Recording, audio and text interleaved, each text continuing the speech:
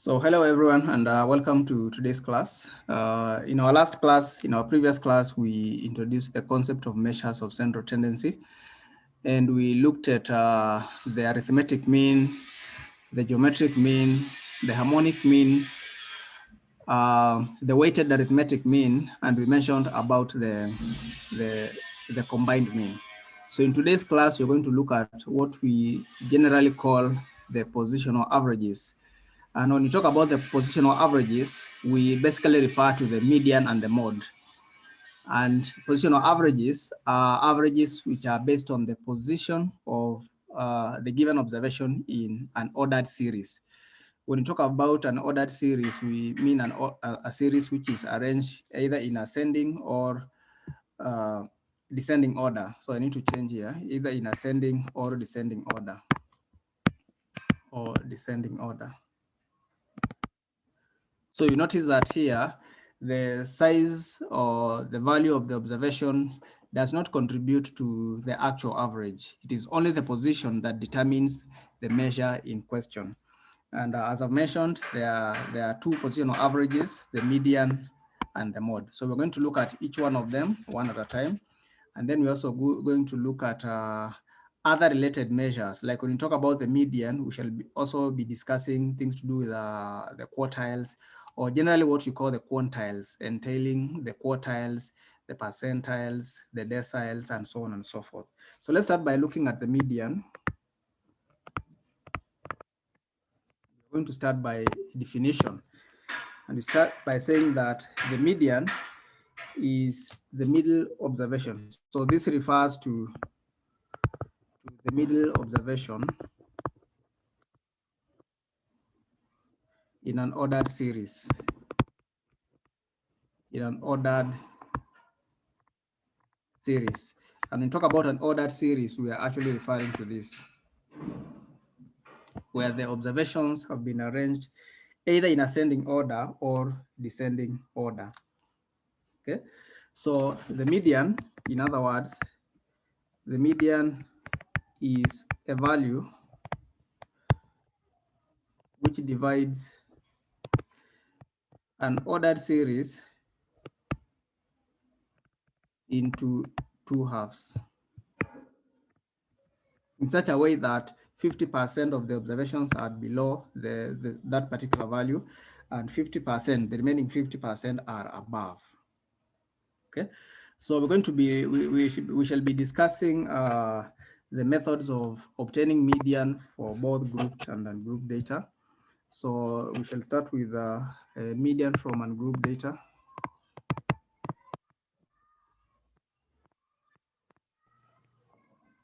Ungrouped or raw data.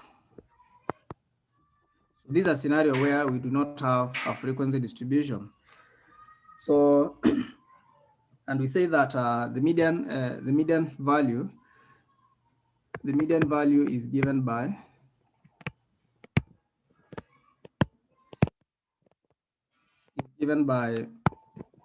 this. We can use this abbreviation for the median is equal to 1/2, then n plus 1th observation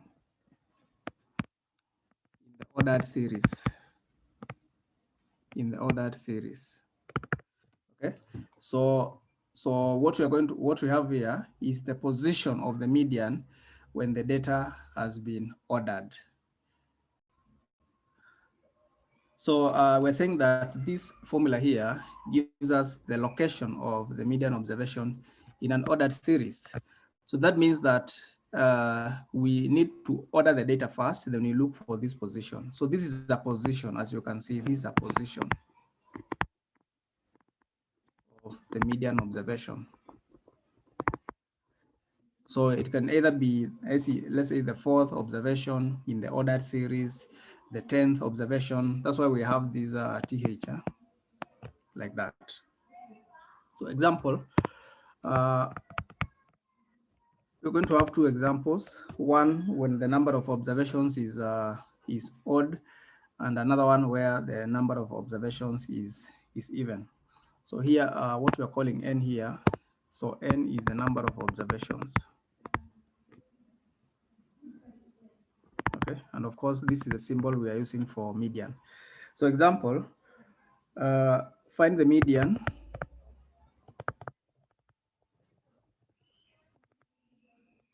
for the following data.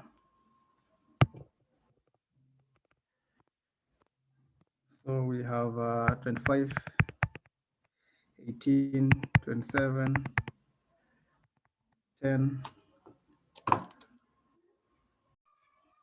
So we need to find the median of these observations, 2, 3, 4, 5, 6, 7, 8, 9, 10. These are 10 observations. Are these 10 or they are 9? 1, 2, 3, 4, 5, 6, 7, 8, 9. There are 9 observations. So solution, there are two main steps. Number one is you arrange the observations according to size, and we prefer to arrange the observations from the smallest to the largest. Then after that, you need to identify the location for each of the observations. And using this formula here, you should locate the middle observation, the position of the middle observation. Okay. So the first step is to arrange the values, and by default, we arrange from the smallest to the largest. And after that, it's good you identify the positions for each observation. So you are from the first observation all the way to the 9th observation. And the last position tells you that we have 9 observations. So n is equal to 9. So the median is given by half multiplied by 9 plus 1/8 observation, which is equal to the 5th observation. So we are not saying that median is 5. We are saying that median is the 5th observation. And from the information given here, the 5th observation is 25. So that means that median is 25 for the above data. So for the given data, the median value is 25. Okay, so that should be easy to see. Let's have example number 2. So example number 2, you need to find the median of these observations. These are 8 observations. So solution, we shall start by arranging the observations, just like we did in the first case. We identify the positions. Then from there, we locate the middle observation using this formula here. So arranging the observations, we have this, and then the positions are given down here, meaning that we have the number of observations is 8. So using the formula that we saw earlier on, we can locate the middle observation like this, 1/2, then 8 plus 1/8 observation, which is 9/2. So we have 9.5 observation. So as you can see here, the position of the median is a decimal position. It's not a whole number. So what we do, we split the whole number position from the decimal position. Then we apportion the difference between the number found between the whole numbers between which this value is found. And 4.5 is found between the 4th and the 5th. It's found somewhere there. So we can say that this is the same as the 4th observation, because we know that 4.5 is the same as 4 plus 0.5. So this position is given, but there's an half. There's a half here, which we need to apportion to the difference between the 4th and the 5th observation. So we write this as the 4th plus 0.5, multiply this by the 5th minus the 4th observation.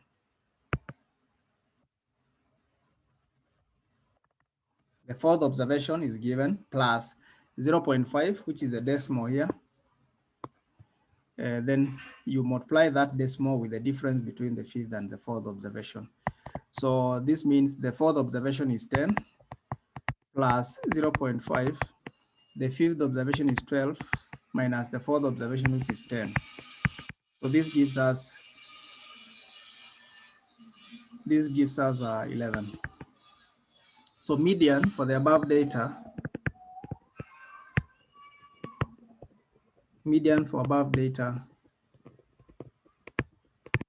11. Okay. So for the median, you can use that approach, or you can simply take the arithmetic mean of the fourth and the fifth observation. You can take the arithmetic mean of the fourth and fifth observation, meaning that you'll take 10 plus 12 over 2. The midpoint of those two observations is also another way of obtaining the median. Okay. So I guess that is clear.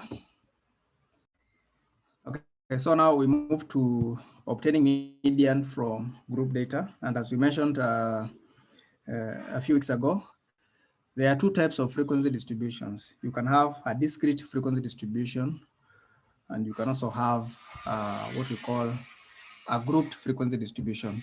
So we are going to start with a case of a discrete series, median from grouped series, from discrete series, sorry. So when you're given some discrete series, the first step is actually to find what we call cumulative frequencies. Then after that, you need to locate the middle observation based on the cumulative frequencies, or the column of cumulative frequencies. So the method here is quite similar to what we've just seen there. Is only that now we try to locate the center using the cumulative frequencies. So the steps: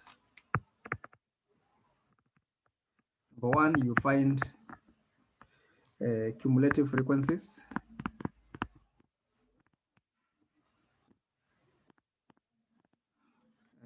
That is, we call them CF. Then number two, you find 1/2 n plus 1th value. The let's not call it value here. Let me call it observation.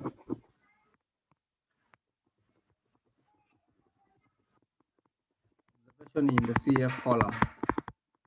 In the CF column. Then the value of x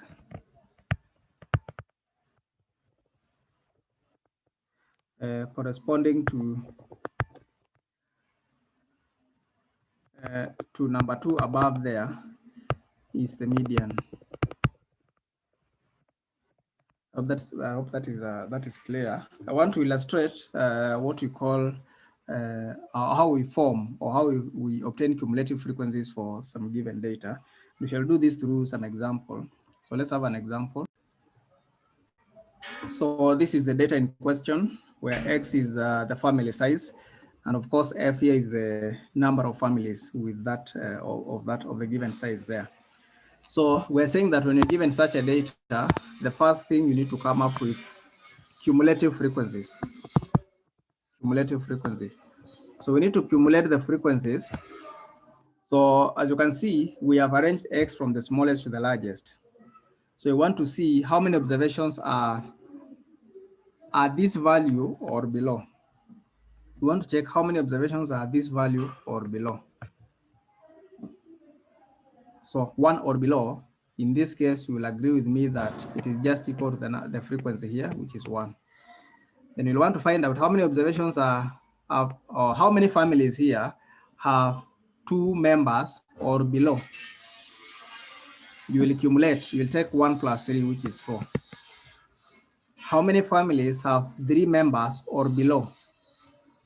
And that will be 9. Can you see what is happening? The first value is 1, which is given here.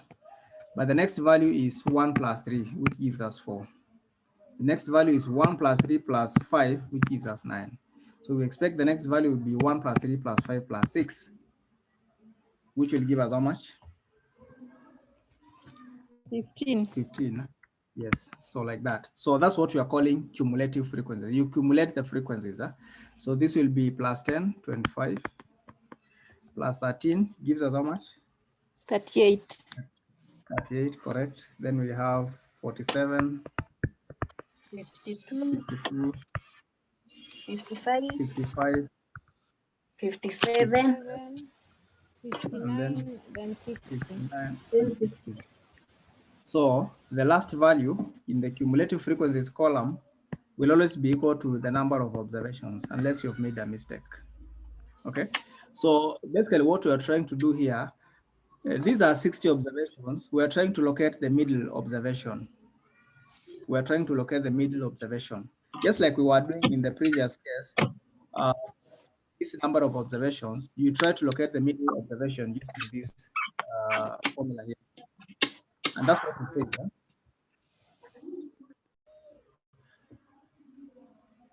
So for us to obtain the middle observation here, we need to use, so the median, we can say that the median is given by 1/2, and you have n plus 1. That's the formula I gave here. Yeah, n plus 1 is the observation.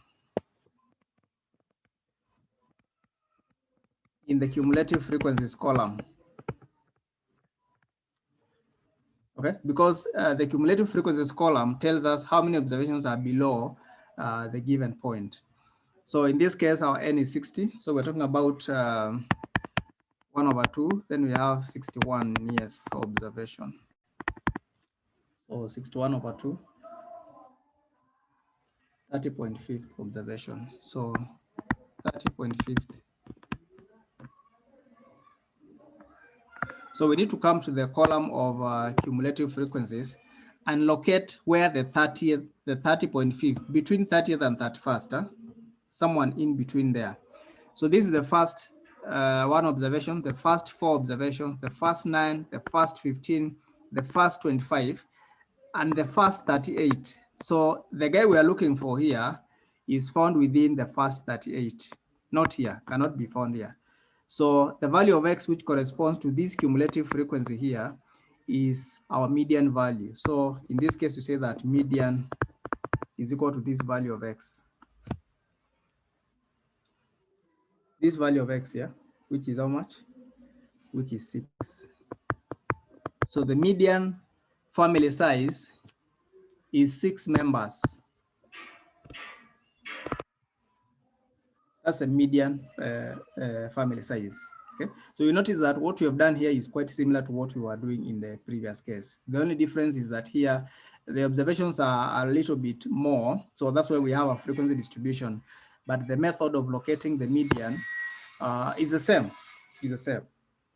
Okay, so I want us to move on to cases where we have group data, but when we have a continuous frequency distribution, when we are using a continuous frequency distribution. So when you have a continuous frequency distribution, in this case, we say that the median is obtained using the following formula.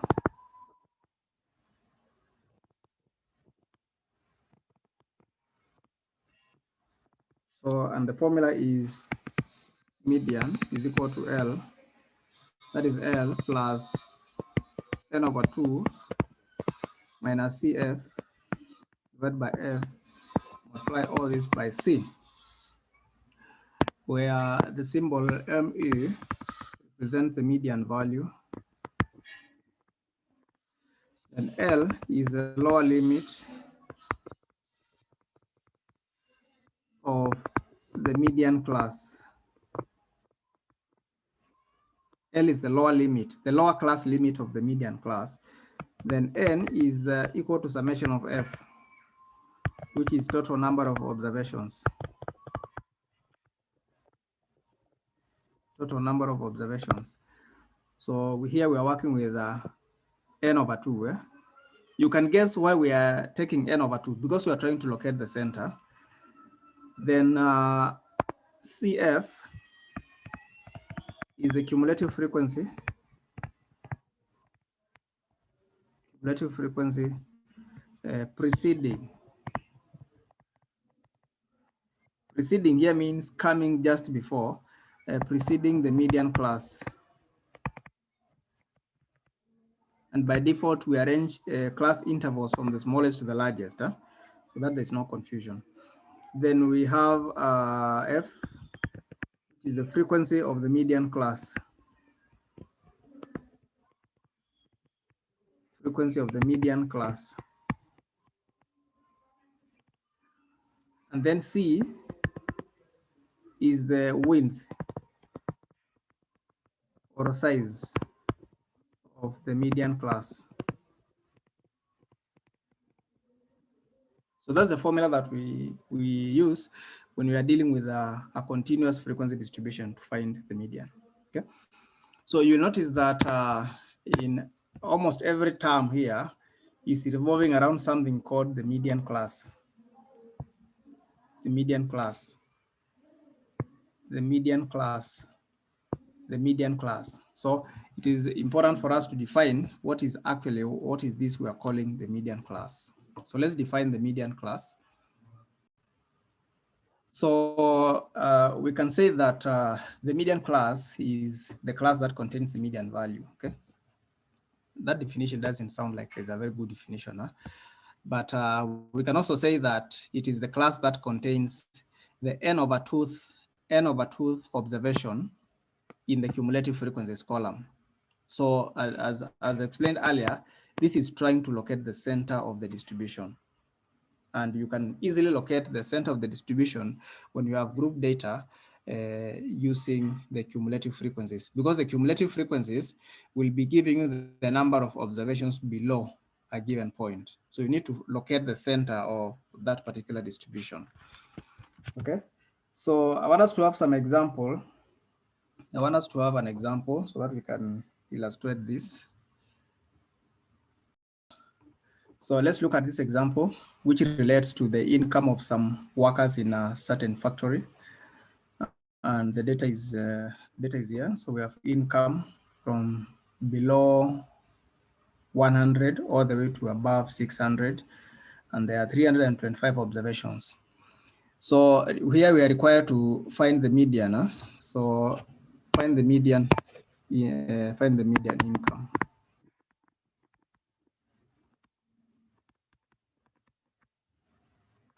Okay. So when you're given such a data, the first thing is to create a column for the cumulative frequencies. Cumulative frequencies. Okay. And usually there are two ways of accumulating frequencies, and the most popular way of accumulating frequencies is using what we call the less than method. Using the less than method. The less than cumulative frequencies. So when you talk about the less than cumulative frequencies, the reference point is the upper limit, the upper value, the upper class limit of a given class interval. Then you would ask this question: how many observations are below, or how many observations are less than this particular upper class limit? So in this case, we would ask ourselves, how many observations in this table or in this data are below, or how many individuals are earning less than 100 units of money? And in this case, you'll find that it is just one, only this guy. Then you come here and ask, how many observations are earning less than 150? Okay, so as you can see, the type of class intervals we have, it is clear that these are open-end classes, but in between we have exclusive intervals. So we have exclusive intervals in between. So when you talk about less than 150, actually it makes sense. So less than 150 will be 20 plus 1, which is 21. When you come here, the third class interval, you ask how many individuals are earning less than, let's say, 200 units of money here. So it will be 1 plus 20 plus 42, which will give us a 63. And we continue like that up to the last class interval. So this is 63. Then we have 118, followed by 180, followed by 225, 255, 280, 295, 313, and then we have 323. And then, of course, because we have open-end classes, the question will not apply here, but we just add the way we were just adding. So we add 2 to get 325. So those are the cumulative frequencies for this data.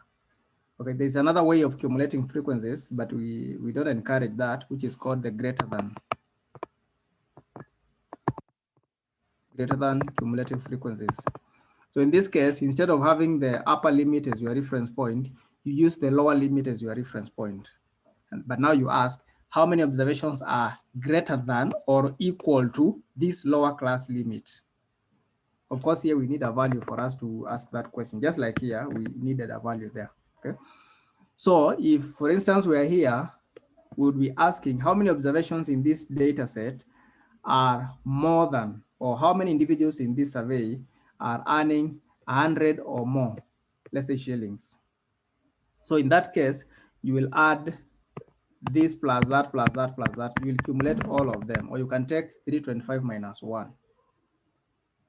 Okay, so it's like you will start from here on top. You'll be, if you use the other method, it will start decreasing from here. Okay, then you minus 1, you'll get 324, like that, like that. How many observations are more than this? So the last one will be 2. But we discourage these, but they'll give you the same results at the end of the day. So we prefer using the less than method of cumulating frequencies. So now with this column of cumulative frequencies, we can try to locate the, the middle observation. We can try to locate the middle observation, okay? And the middle observation will also give us what we call the median class. So we can start by saying that the median class,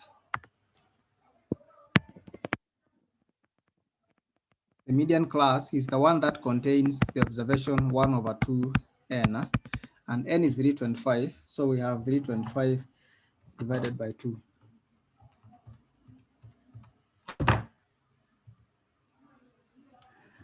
Which is how much? Which is 1 over 2 times 325, which is 162.5 observation, 162.5 observation. So we need to check in the cumulative frequencies column and locate this observation. So as we did in the other case, this is the first observation. These are the first 21 observations, the first 23 observations, the first 118. So we are locating 162.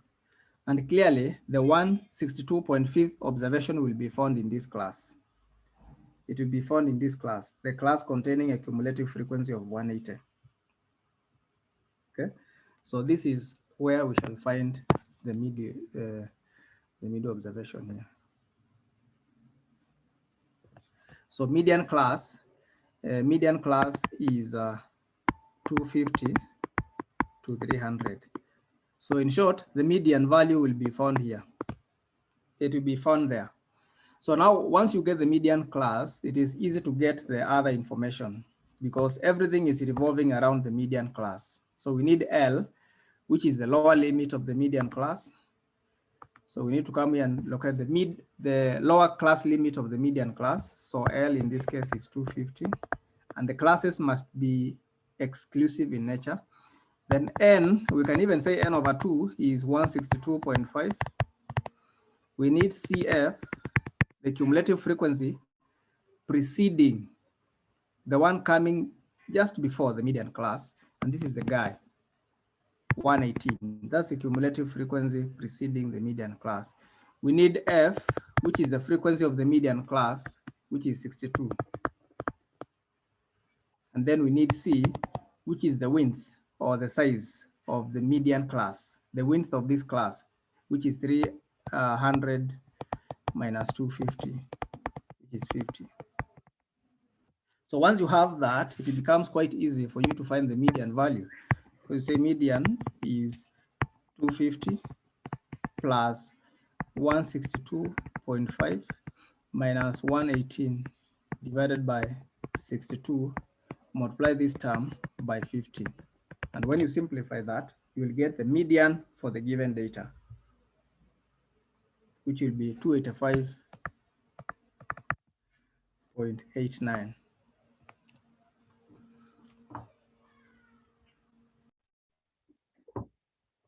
So I want you to look at these exercises at home, exercise 1 and exercise 2. I've given you the answers.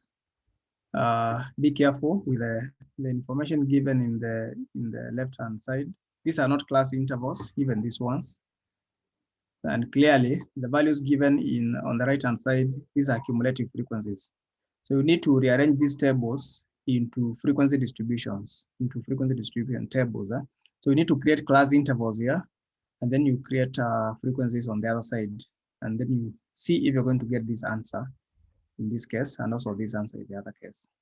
Okay, so I want us to move on to the graphical location of the median value, graphical location of the median. So looking at a graphical location of the median, we start by saying that we use the ogive curves to locate the median graphically. The ogive curves are also called the cumulative frequency curves. And we shall illustrate using this example where we have a column on the weights, and then we have another column on the number of persons. Okay, so the table is continued here. The table is continued here. And you notice that here, the type of class intervals given here is what we call the inclusive class intervals. So before you start working on anything, you convert the class intervals into exclusive class intervals. You convert the given class intervals into exclusive class intervals. Then after that, you create a column for cumulative frequencies. Because when you talk about an ogive curve, we plot on the vertical axis, we plot the cumulative frequencies. And then on the horizontal axis, we plot the exclusive class intervals. So let's see that. So I'm converting the class intervals into exclusive class intervals.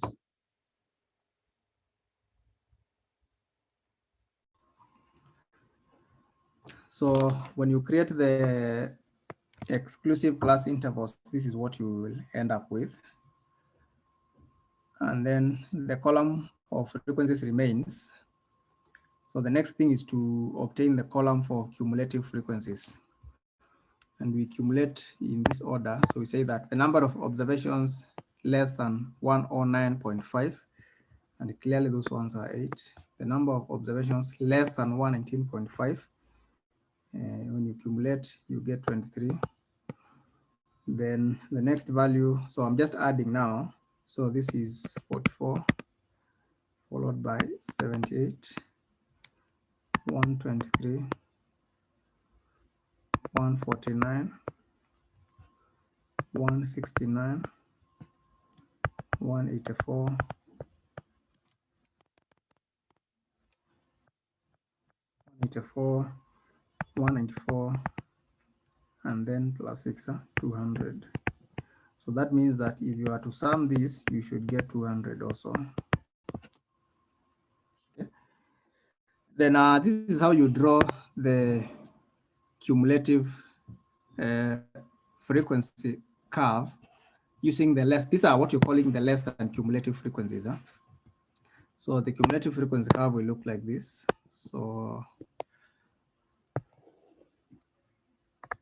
So here you have the cumulative frequencies. Sorry, here you have the class intervals. Here you have the class intervals. And then here you have the cumulative frequencies. And the cumulative frequencies, so here we need a scale that fits from let's say 0 all the way to 200. A scale that accommodates all the values between 0 and 200. The class intervals, we can have, we can break the axis like this, then start from here, 99.5 up to 109.5, followed by 129.5, and so on. So we need to put all the class intervals on the horizontal axis. So these are you label your axis. So you have the class intervals, which must be exclusive in nature. Exclusive class intervals. And on the vertical axis, you plot the cumulative frequencies. Okay. And as I mentioned that your diagram should be accurate. So this should be equal, this should be centimeters. unit lengths, each one of them. So they should be all equal. The same case with the markings on the vertical axis. Mine is a sketch, but yours should be more accurate. Okay, so let's plot the dots. So, and now when we are plotting here, remember this value here, 8, corresponds to the upper class limit. It corresponds to the upper class limit, not the lower class limit. So our first point will be plotted above this point, 109. So we're going to plot the first point above 109. So this will be 8. So 8 should be somewhere very low here. Then the next one should be above 119. So let me use a different color. So this is 8. Then we have 23, which is very close to 25, followed by 44, followed by 78,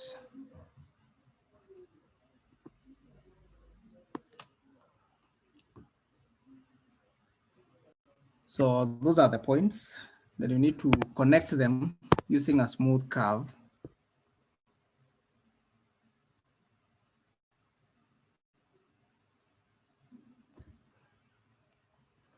Then you extend the curve backwards up to the first lower class limit. So you extend the curve like this so that it should touch the x-axis on the first lower class limit.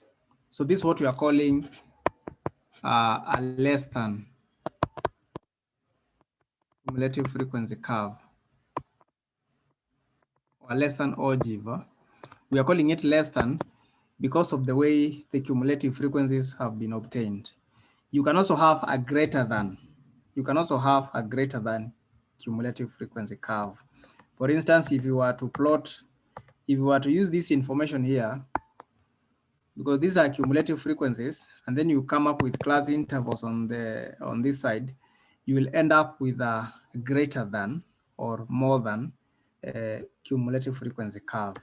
Okay, so but one of them is enough. So because we have decided to use the less than cumulative frequency, we don't need to illustrate again using the greater than cumulative frequency curve. But if you were to draw the two curves on the same axis, the other curve would be dropping here, would be dropping like this,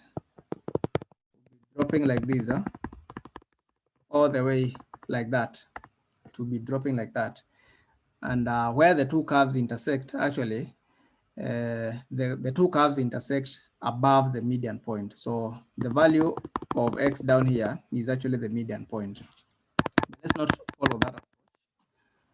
Let's just use one curve to obtain the median value.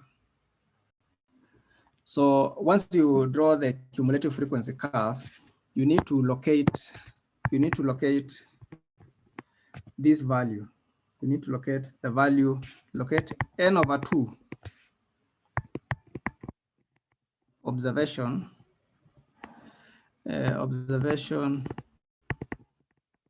in the cumulative frequencies. So we need to come to the vertical axis and locate the number n over 2, where n over 2 in this case will be 200 over 2, which is 100th observation.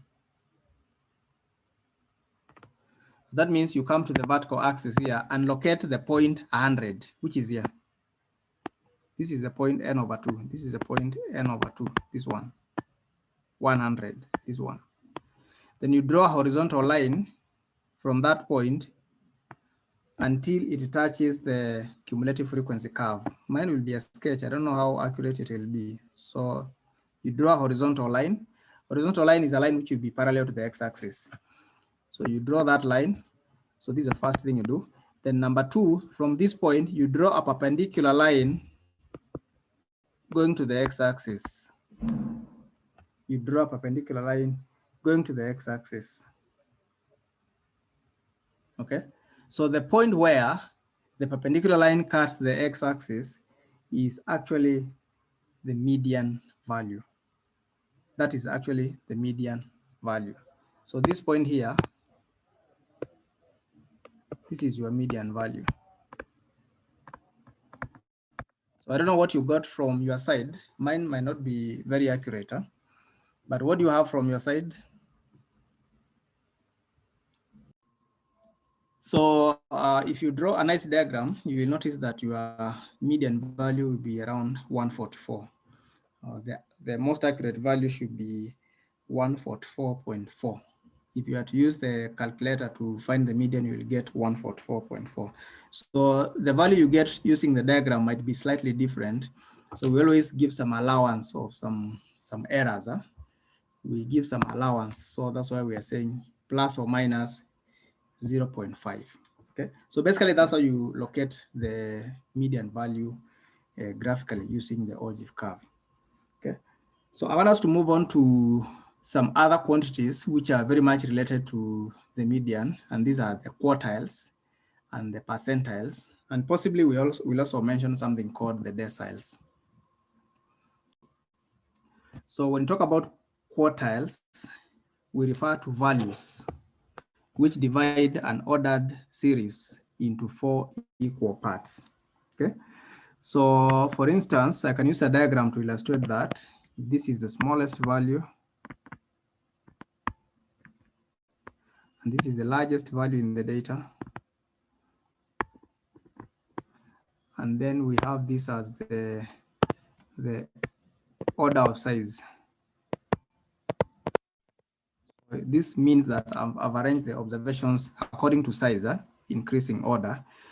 So we said that the value that divides a given ordered series into 2 parts, this is called the median.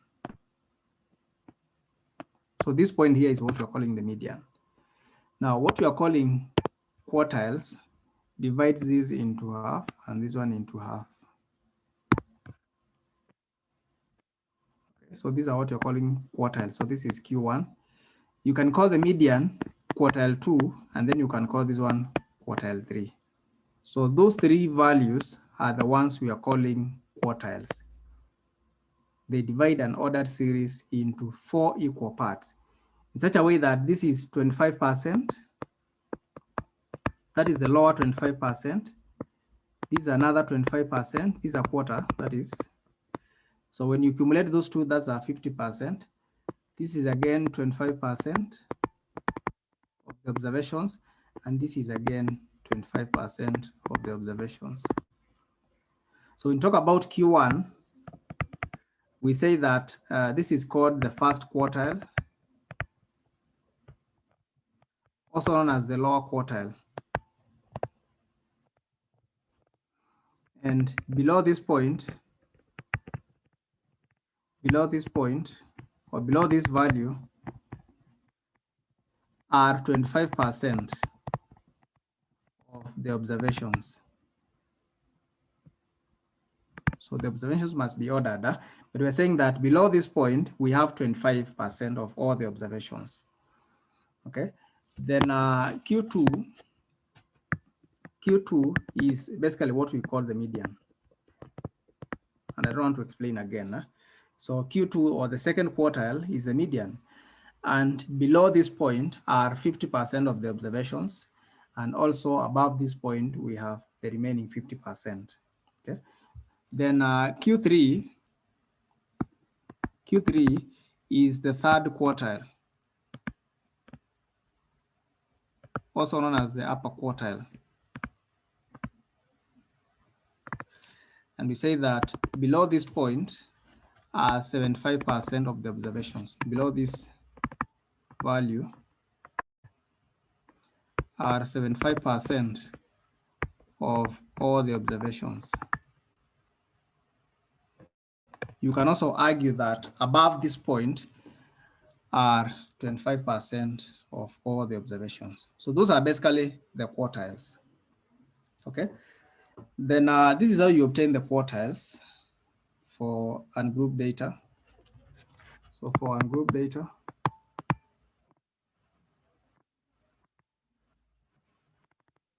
if your data is ungrouped, this is how you get the value of Q1.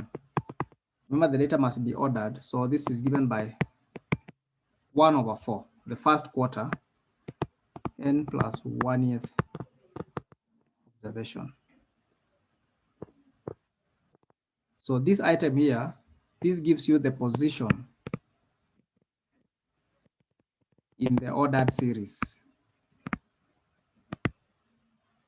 So it can be the 4th observation, the 20th, the 100th, and so on and so forth. And then Q2, which is what we call the median, is the 2nd quarter like this, n plus 1th observation. And you can show that it is easy to show that this is the same as 1/2 n plus 1th observation. This is clearly the formula that we used for median. So here we'll not be discussing this guy very much because already we have discussed.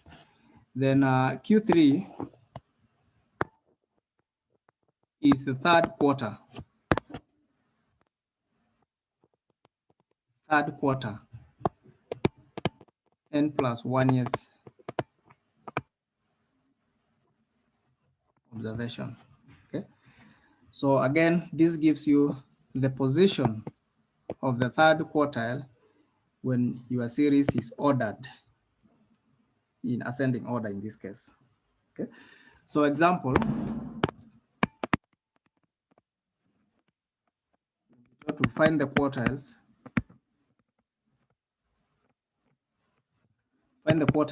for the following data. And here when I say quartiles, I'll just mean Q1 and Q3. I'll be skipping Q2 because already we have done that. So we need to find the quartiles for this data. Solution.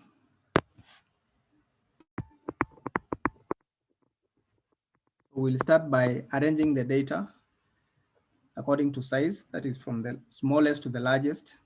Then we also identify the position for each. Then we're using these expressions here, we shall locate either Q1 or both Q1 and Q3. So we have arranged them from the smallest to the largest, and we have indicated the position for each observation. So that means that we have 10 observations. So n is equal to 10. N is equal to 10. So what is Q1?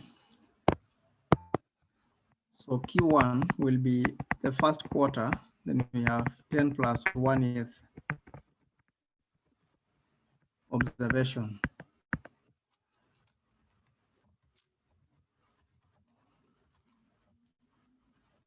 Which is 11/4, which is a 2.75th observation. 2.75th observation. That is between the 2nd and the 3rd. 2.75th is in between there.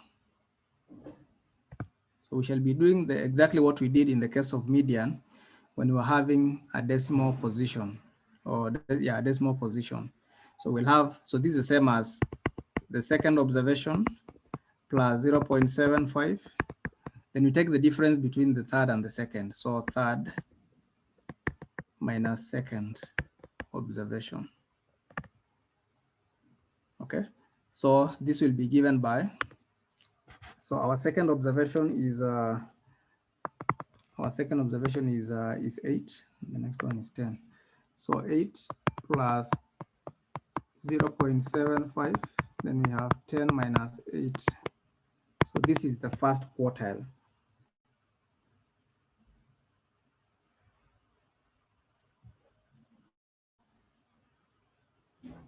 Which gives us how much? 9.5. So in other words, Q1 is 9.5.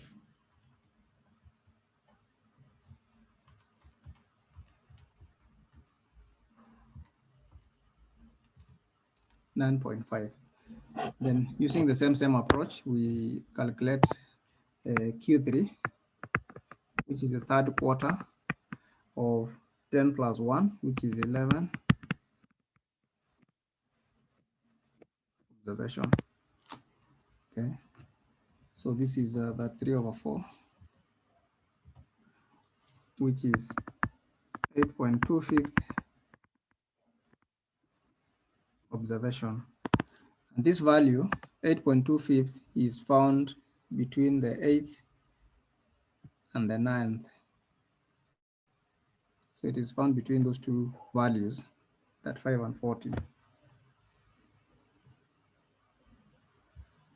Okay, so that means this is the same as the 8th plus 0.25. Then we have the 9th minus the 8th. And the 8th value is 35 plus 0.25 into the 9th observation is 40 minus 35. And when you simplify that, you will get that 6.25. So that's our Q3. That's our Q3. So that's basically how you obtain quartiles when you have ungrouped data. Then let's note this. We'll be using it a little bit later. The difference between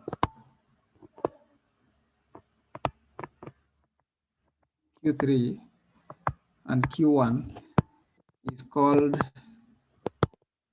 the interquartile range.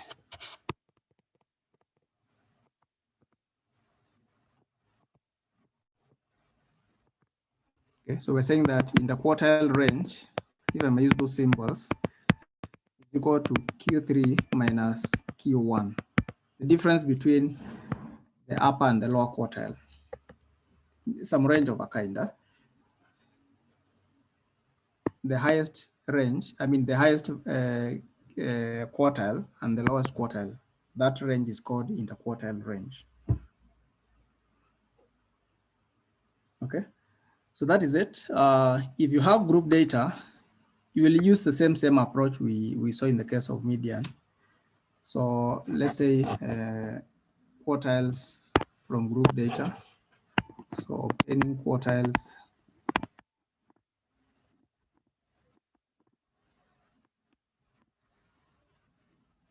from group data. And it goes straight to cases when we have continuous frequency distributions. And the formula will be Q1 is L plus 1 over 4n minus CF divided by F, multiply this by C. Okay. Then we say that L is the lower limit of the first quartile class. So now we are replacing the median class with the first quartile class. Then of course, N is the summation of F, total number of observations. Then CF is the cumulative frequency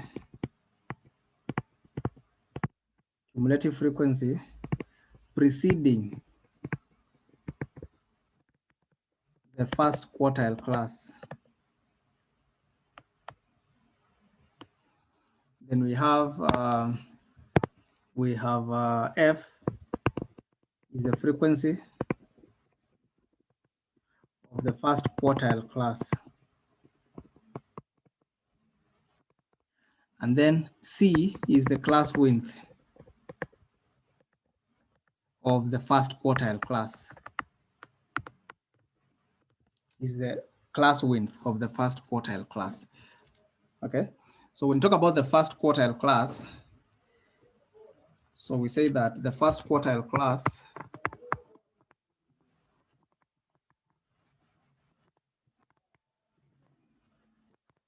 is given by 1 over 4 times n. So we can say by this observation,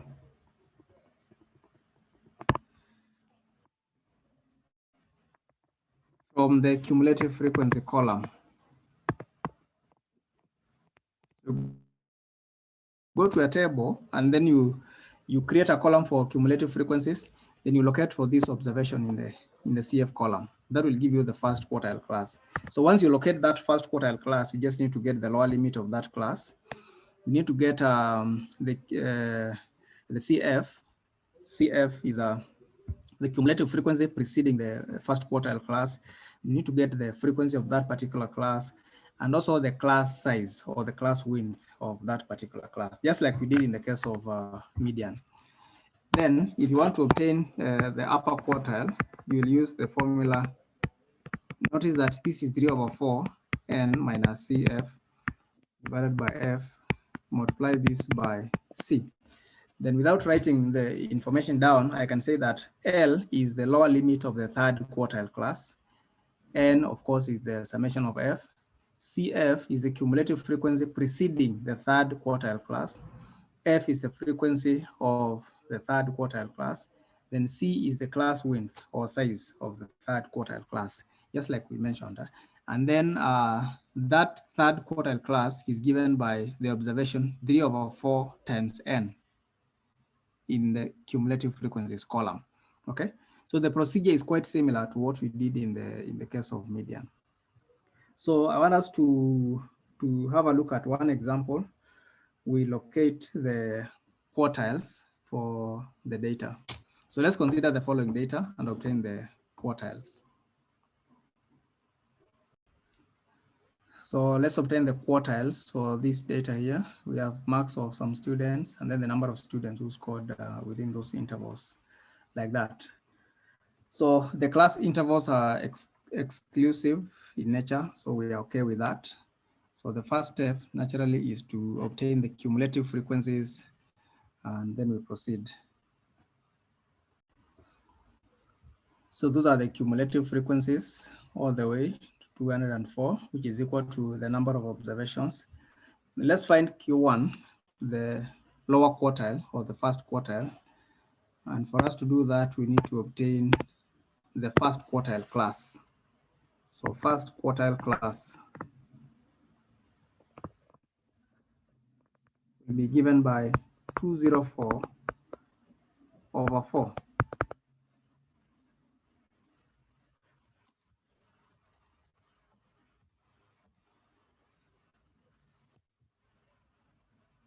Okay.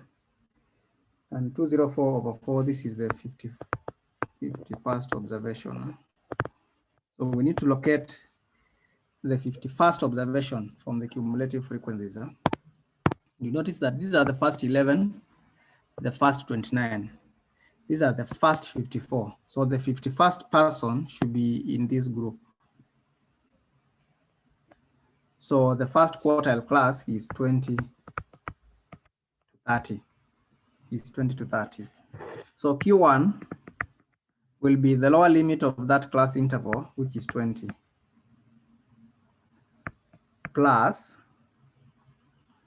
we have 1 over 4 times n, which is 51, minus the cumulative frequency preceding there, which is 29, divided by frequency of that class, which is 25.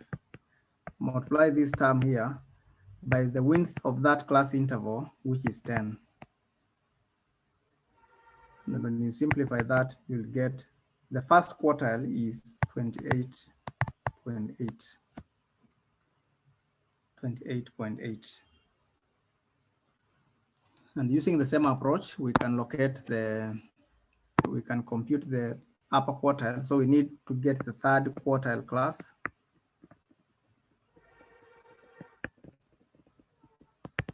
Which will be given by 3/4 of n, which is 3 over 4 times 204, which is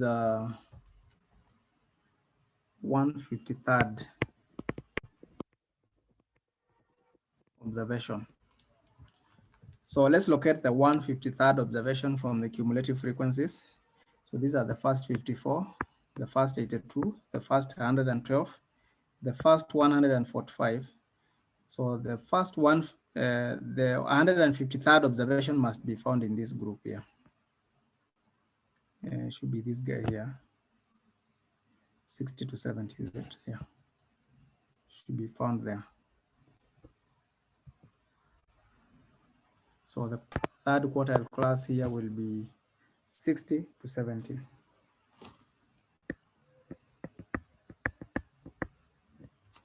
So from there we can obtain our upper quartile. So the lower limit of that class is 60 plus 3 over 4n is 153 minus the cumulative above there, which is 145, divided by the frequency of that particular class, which is 22, Then you take this, multiply by the width of that class interval, which is 10. And when you simplify this, you will get 64.36. So that is our Q3. So if you wanted to find the interquartile range, you will take 64.36 minus 28.8. Okay, so basically that's how you obtain the quartiles. You can also use the cumulative frequency curve or the ogive curve to locate the lower and the upper quartiles. So for instance, if you come back here, so instead of locating n over 2, you will locate n over 4, which will be down here, which will be, so this is n over 4. So this is n over 4. N was 200, so this will be the guy, this point. And then up here, you locate 3 over 4 times 200, which is 150. So this is a 3 over 4n, this guy here. So you just do that, then you come down. Here you get your Q3. Yeah? This diagram may not be correct because it's a sketch. Then you come here and you come here, this will be your Q1. And then of course, this is your Q2. Okay, so you can also use the cumulative frequency curve to locate the this positional average or the quartiles, but we'll not be doing it here. You can practice that after the class. So I also want us to look at, so those are the quartiles. I also want us to look at something else called the percentiles. So we say that percentiles are values which divide an ordered series into 100 equal parts. So that means that we have 99 partition values. So we have 99 partition values which contain all the percentiles. So just like we saw in the case of median and quartiles, the ith percentile, or so percentile I is given by I out of 100, then n plus 1th observation for ungroup data.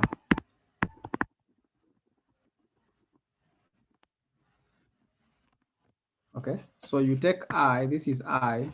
So I takes the values 1 to all the way to 99. For example, you can have something like this. The 28th percentile is given by, I say P28. P for percentile is equal to 28 out of 100. Then we have n plus 1th observation. So if you are dealing with ungroup data, that's how you would locate the 28th percentile. Okay. If you need the 99th percentile,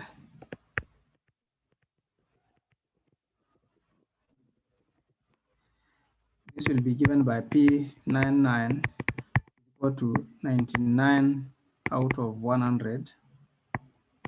This is the highest percentile, n plus 1th observation. So you need to locate that position in your observations.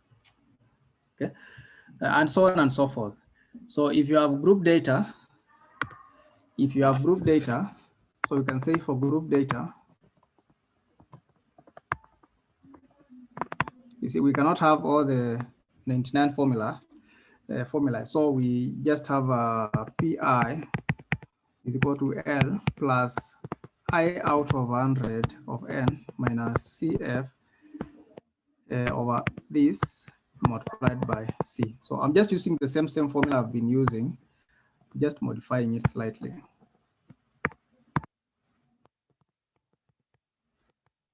Like that. For instance, if you want to talk about if I is, let's say 63, you can have P63, which is the 63rd percentile, is equal to L plus 63 out of 100 N minus CF divided by F, multiply this by C, where L is the lower limit of the 63rd percentile class. Then n is, of course, the total number of observations. CF is the cumulative frequency preceding the, or just coming just before the 63rd percentile class. F is the frequency of the 63rd percentile class, and C is the class width of that particular class.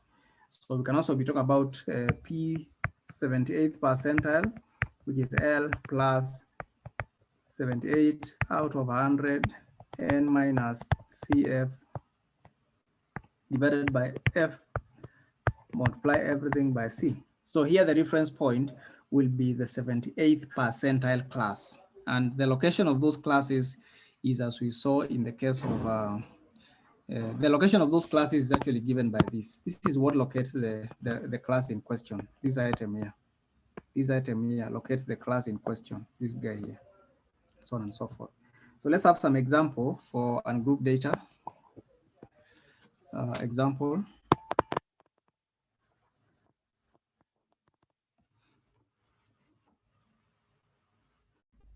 So solution, so we want to find the 15th percentile, 78th percentile, and 85th percentile for this data. Solution, step number one, you arrange the data. So we arrange from the smallest, so we have 5, 8, 12, 20, 24, and 36. So what are the positions? So this is the first, the second, the fourth, and the sixth. So that means that we have n is equal to 6. Then now we can answer the questions. So the 15th percentile will be given by 15 out of 100.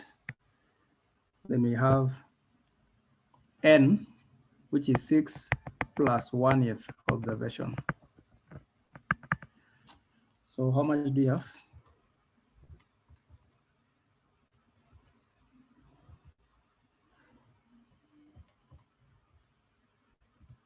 This is 1.05.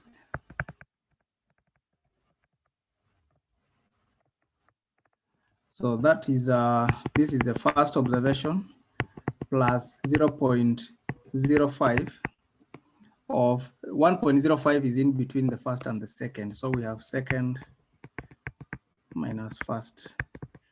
So if we substitute, we get 5 plus 0.05, and we have 8 minus 5. So the 15th percentile is 5.15. That's the 15th percentile.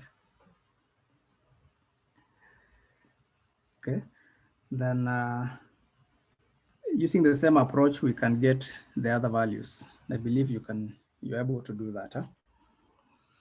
Okay, so you can try to find the 78th percentile and the 85th percentiles after the class. Okay, so before I conclude, I want to mention that we also have what we call deciles. And deciles are just similar to what we've been discussing. So we say that these are values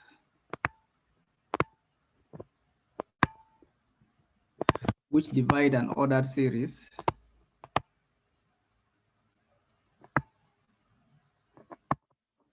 into 10 equal parts. So deciles divide an ordered series into 10 equal parts. Okay. Now, before you move on, I also need to mention that when you come to percentiles for group data, you can use the formula similar to what we have been doing, and you can also locate percentiles graphically using the ogive curve. So you just need to come here and identify the percentile that you are looking for. So from the vertical axis, you can always locate the first percentile, second, and so on and so forth, all the way up to the 99th percentile. Okay. And finally, we are talking about the deciles, and we're saying that there are values which divide an ordered series into 10 equal parts. So if this is the ordered series from the smallest value, and this is the largest value, And then we say that this is order of size, the observations. We already said that the value that is found here that divides into two equal parts, this is called the median. So what deciles do, they divide each of these half into 5 parts. So we can have this, and we can have this like that. So this is your decile 1, 2, 3, 4. Then your median is your decile 5. And you have decile 6, decile 7, decile 8, and the last one is decile 9. So there are 9 partition values. There are 9 partition values. And we notice that decile 5 is equal to the median, is equal to the second quartile, and so on and so forth. So if you want to find any particular decile, you will say di is I over 10, then you have n plus 1th observation. If you are dealing with ungrouped data, then if you are dealing with group data, you use the same formula. So L plus I over 10, then you have n minus that over f, multiply this by c. So you will just be adjusting. So the formula is just the one we initially used for the median. We'll just be adjusting that item, okay? Where I takes the values 1, 2, all the way to 9. So it can be 1 over 10 n, it can be 2 over 10 n, like that. You can change the formula. Then you'll be working with the relevant relevant class interval. All right, so I don't know that there is any question. I want us to stop there for today, so that next week we'll be looking at the mode as our last measure of central tendency.